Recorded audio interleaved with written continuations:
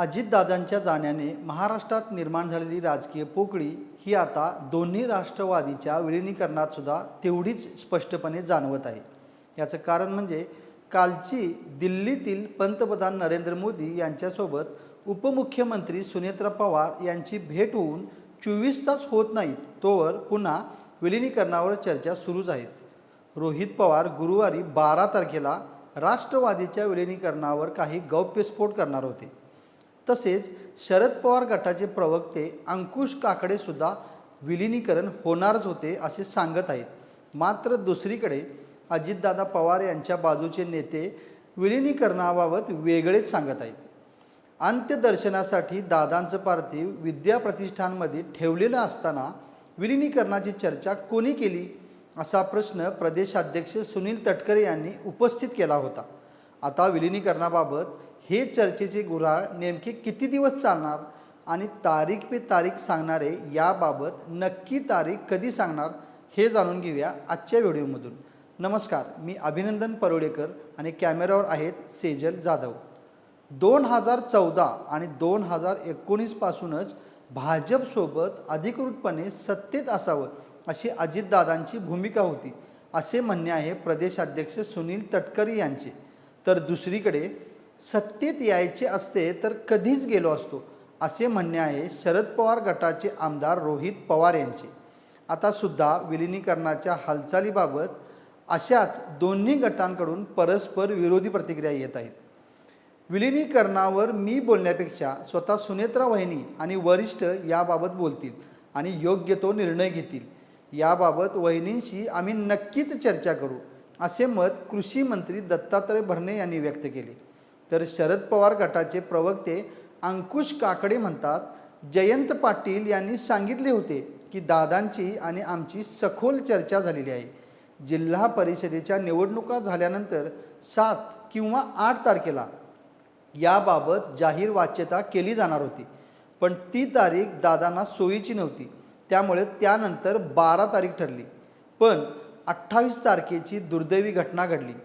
आज जर दादा असते तर दोन्ही राष्ट्रवादीचं विलिनीकरण सहज पाहायला मिळालं असतं।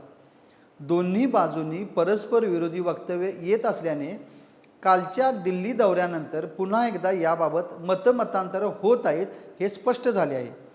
दादांनी काही चर्चा केल्या असतील तर त्या आम्ही नाकारत नाही, पण आता दादांच्या पश्चात ज्या काही चर्चा सुरू आहेत त्यावर उत्तराधिकारी म्हणून सुनेत्रा वहिनी जबाबदारी सांभाळून काम करीत आहेत। आगामी काळात सुद्धा विलिनीकरणाच्या बाबत सर्वस्वी निर्णय सुनेत्रा वहिनीच घेतील। महायुती तसेच एनडीएमधील प्रमुख पक्षांना विश्वासात घेऊनच जो काही निर्णय असेल तो घेतला जाईल। सर्वस्वी अधिकार मात्र सुनेत्रा वहिनींनाच आहेत असे म्हणणे आहे राष्ट्रवादी अजित पवार पक्षाचे आमदार सुनील शेळके यांचे। सुनील शेळके पुढे असे पण म्हणतात की एखादी दुर्दैवी घटना घडल्यानंतर शंका किंवा कुशंका असणे स्वाभाविक आहे, पण जबाबदार व्यक्तीने मात्र जबाबदारीनेच बोलले पाहिजे। या घटनेकडे राजकीय हेतूने अजिबात पाहिले जाऊ नये। दुसरीकडे ही झाली अजितदादा पवार यांच्या गटाची एक बाजू, पण अंकुश काकडे यांचा 12 तारखेच्या विलिनीकरणाच्या दाव्याला रोहित पवार यांनीही दुजोरा दिला आहे। पण आता अपघाताच्या बाबत चर्चा झाली पाहिजे।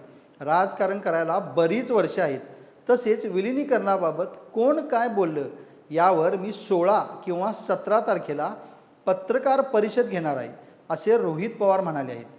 खासदार सुप्रिया सुळे यांनी याबाबत आपलं मौन सोडलं आहे। खासदार सुप्रिया सुळे म्हणतात, बहिणी भावांमध्ये विलिनीकरणाबाबत बोलणं झालं होतं ते वास्तव आहे। अनेकांना विलिनीकरणाबाबत माहितीही आहे, पण मी बोललेलं अनेकांना आवडत नाही। खरं तर आज माझा भाऊच नाही राहिला आहे, त्यामुळं कशाला जुनं आणि कुणाबद्दल काय काढावं। रोहित पवार 12 तारखेला विलिनीकरणावर काही माहिती सांगणार होते, तर अजितदादा पवार यांच्या बाजूचे नेते मात्र विलिनीकरणाबाबत स्पष्ट बोलायला अजूनही तयार नाहीत। उपमुख्यमंत्री सुनेत्रा पवार आपल्या पक्षातील आमदारांच्या बैठका पुढील आठवड्यात घेणार आहेत। यात प्रत्येक आमदाराची विलिनीकरणावर काय भूमिका आहे याबाबत देखील संवाद होणार हे मात्र नक्की। विशेषतः अजितदादा पवार स्वतः दर मंगळवारी देवगिरी बंगल्यावर आमदारांच्या बैठका घेत असायचे। या सर्वावर विलिनीकरणाबाबत इतर पक्षांच्या मतांमध्ये सामाजिक न्यायमंत्री संजय शिरसाट म्हणतात की एक गट म्हणत आहे विलिनीकरणाची चर्चा झाली होती, तर दुसरा गट वेगळंच सांगत आहे। विलिनीकरण होईल अशी शक्यता कमीच वाटत आहे। एकूणच विलिनीकरणाच्या या चर्चा पुन्हा एकदा NDAमध्ये सामील व्हावे की न व्हावे अशी अवस्था शरद पवार गटाची झालेली आहे। तर दुसऱ्या बाजूला दादांच्या सोबत आम्ही पहिल्यापासून आहोत, त्यामुळे आता विलिनीकरण करायचे असेल तर आमच्याच अटीवर आणि सुनेत्राताई पवार यांच्याच नेतृत्वात, तसेच NDA घटक पक्ष म्हणून सत्तेत येणे मान्य असेल तरच यावर चर्चा, असे राष्ट्रवादीच्या अजित पवार पक्षाचे म्हणणे आहे। यावर तुम्हाला काय वाटतं? ही चर्चा अंतिम स्वरूप घेईल का? शरद पवार गटाचे नेते NDAमध्ये सामील होतील का? झालेच तर अजितदादांच्या नेत्यांसोबत त्यांचे सूर जुळतील का? याबाबत कमेंट करून आम्हाला नक्की कळवा आणि महा MTVच्या YouTube चॅनलला सबस्क्राईब करा। धन्यवाद।